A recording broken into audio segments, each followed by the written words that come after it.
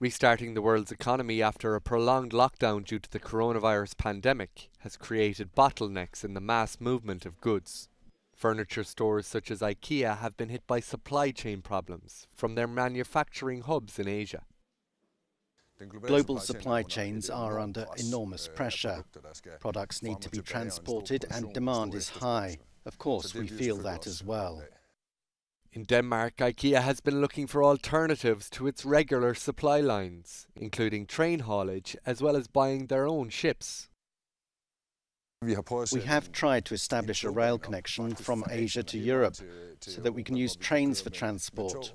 We've also tried to lease container ships and bought empty ships, but they also have to be brought back, and that's a problem.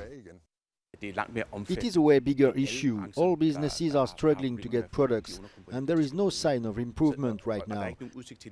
So this is also something we expect will continue way into the new year.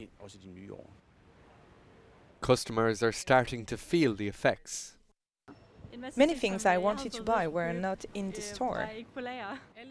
We came with a long list for my sister, but we only got 3 items out of 12. In Germany, economic experts also expect an impact under the Christmas tree.